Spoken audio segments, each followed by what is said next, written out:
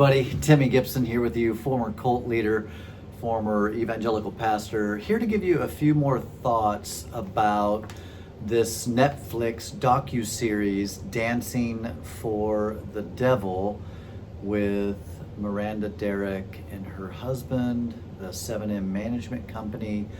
I did a few videos ago, and kind of just rambled on for about 30 minutes about some stuff, and goodness gracious, I got a lot of great comments and a lot of great feedback on that video.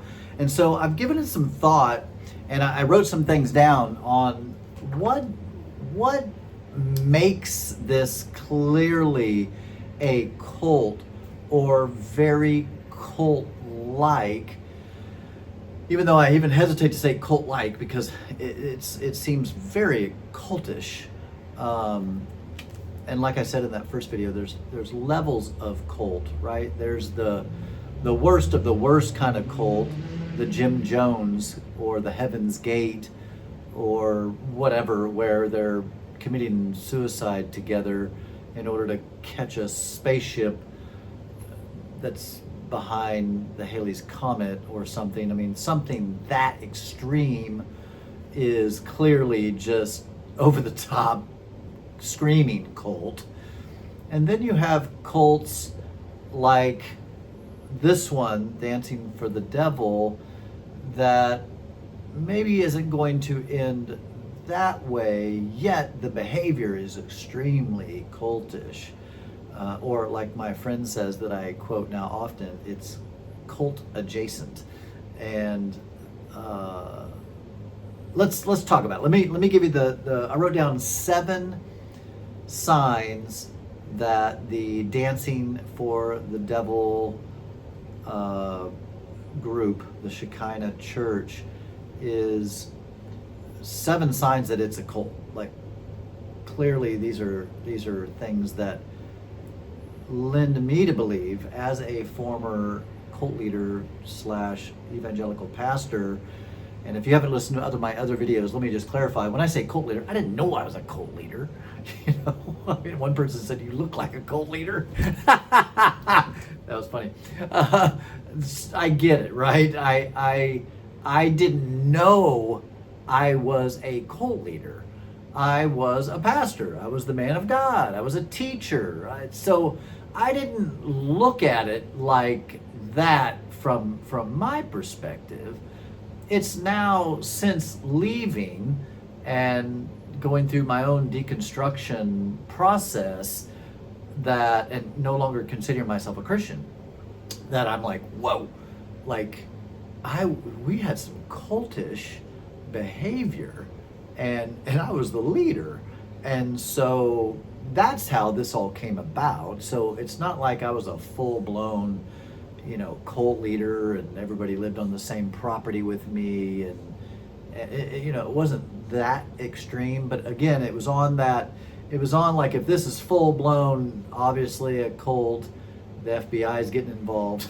And then there's definitely things that seem cultish about the beliefs and about the behaviors. We were over here.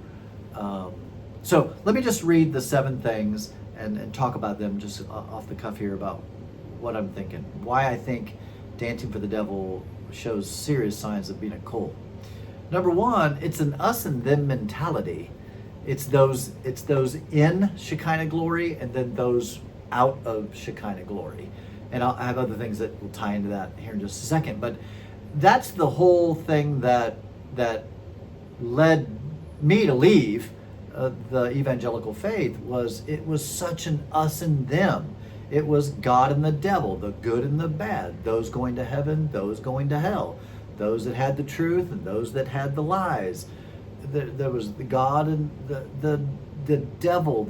Everything was an us and them mentality. It was very tribal, and just you're either in the crowd or you're not in the crowd. You're either in the inner circle or you're outside. It's such it's honestly, it's just a very cultish mindset. The us and them mentality is very cultish and very harmful, especially when you get into the toxic teachings and and the manipulation and all of that stuff. In fact, I find, politics kind of like that. It's us and them, right? It's the Democrats versus the Republicans. The Republicans think all the Democrats are freaking crazy devil worshippers and they're going to take the country to hell. And then all the Democrats think that the Republican Party is a bunch of conspiracy theorists, and it's like everybody, it's that us and them mentality, which is very dangerous, very cult-like. And again, even I feel like that even with politics, it's very cult-like when you're with your group and don't want to talk to anybody from any other group, don't want to listen to anybody else's ideas unless they're from your group. That's dangerous, like really, really, really dangerous, and very cultish, very cultish. All right, second thing is the manipulation that's used from the docuseries. It's clear through Robert Shin's teaching that he is manipulating and twisting scriptures and using it to manipulate those within the church. And I mentioned this in the first video, but it's just, this goes with the manipulation. Because I know how he's selling it, because that's how we used to sell it when I was an evangelical pastor. I know how he's selling it, is that the blessing of the Lord, right? The Spirit of the Lord is hovering over Shekinah Church, and those that are within the covering of Shekinah Church are under the covering of God, and they're blessed. It's a bunch of BS. It's just lies. It's deception. It's crazy. Like, it's crazy. And people believe it. I've been there. I've taught that way. And, I used to teach it. I'm sad to say, sorry to say, but I used to teach things like people that came to my church, that they were under a special blessing. They had a special blessing of the Lord if they came to our church and participated in our church, that there was a special blessing on our particular congregation. And like I said, I'm sad to say that I used to teach that kind of stuff, because it's just ridiculous. It's not true. It's just not true. Here's the thing. If you want to live a blessed life, when people talk about God's blessing me, you know how many people I know that used to say, living a blessed life, who were broke, and they were so broke that they couldn't even function, couldn't pay their bills, but they were blessed by the Lord, So we all know of people who don't go to church and are blessed. So how can you be blessed? Well, you're blessed from, if you have a job, you show up on time, you do your work, you excel, right? You don't leave early, you don't call in sick, you don't skip, you try to advance and do a good job. I mean, how do you live a blessed life? Well, you live honest, you do, you know what I mean? Like, to me, it's all in the doing. You do things that bring blessing, and there you go. It has nothing at all to do with God. This just has to do with how life is. If you do good to other people, oftentimes good will come back your way. It's just a law of the universe. It's just how things work. It's, you smile at people and they smile back. I mean, that's just how life is. It has nothing to do with God. It's just the way the world works. You lend a helping hand, if you're charitable, do that kind of stuff, then you tend to get that back as well. All right. Pulling you away from friends and family. This is the third. So the first one is the us and them mentality. Second is the manipulation through teaching. Number three, it's that pulling you away, that isolation, pulling you away from parents, pulling you away from siblings, pulling you away from friends that aren't a part of the Shekinah church cult. It's a, kind of going back to point one. It's the us and them. Like, stay in the inner circle, protect the inner circle. So any group that, and I work as a date coach. It's part of what I do for my career. And I talk to people and I say, listen, if you get in a relationship with someone and they pull you away from all of your friends, all of your family to try to isolate you, that is a red flag. That is so, we've all seen it. We've had friends that they get with someone and next thing you know, you never freaking see them anywhere. They're not, and it always ends in just disaster. It's same thing. This is very cultish. To pull people away from their friends and family. And why are they doing that? Well, because they're trying to get you in the echo chamber. They want you to be around other like-minded people who believe all the same BS lies that you believe, because then it won't seem like such a lie.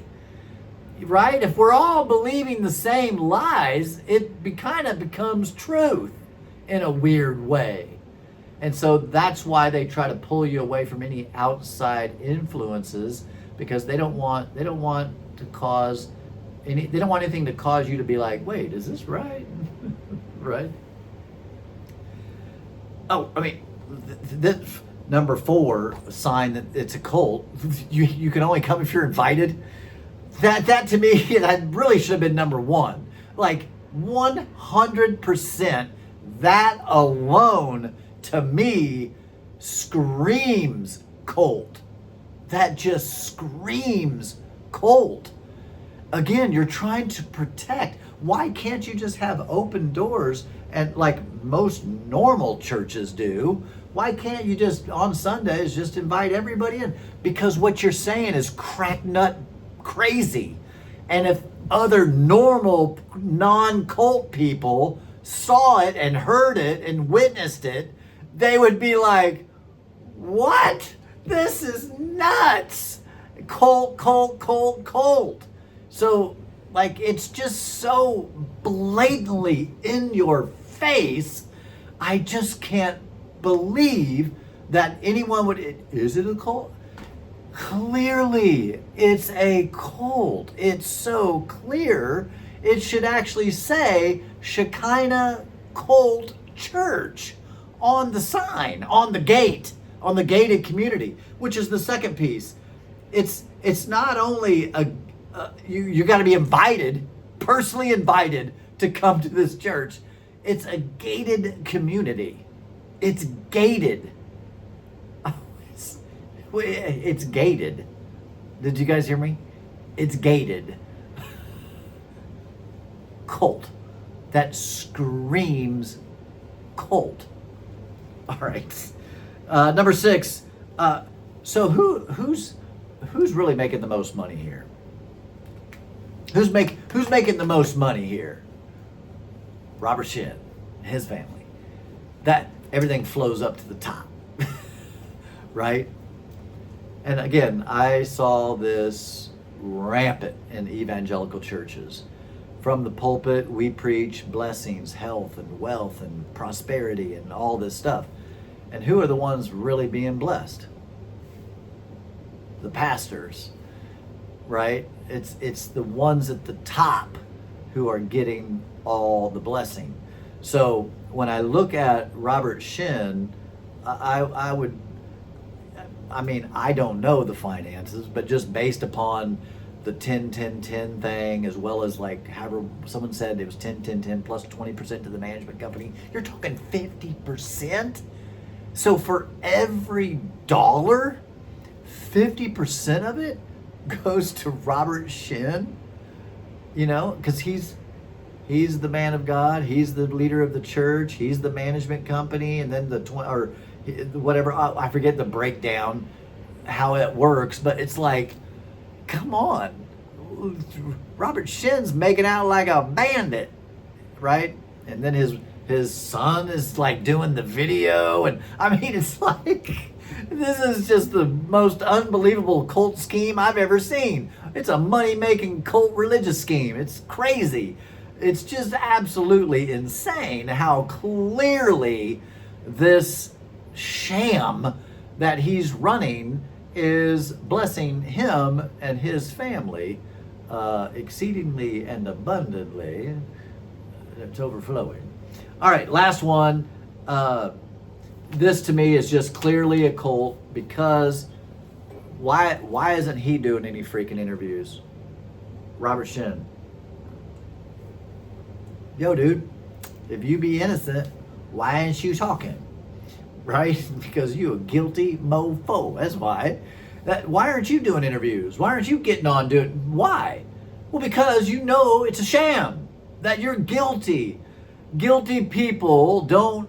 Now some might. Okay, I'm sure there's someone make a comment. I'm sure there's somebody out there that's just so narcissistic that they think that they can fool everybody and come out and do interviews type stuff. So I'm sure there's always exceptions to every rule, okay?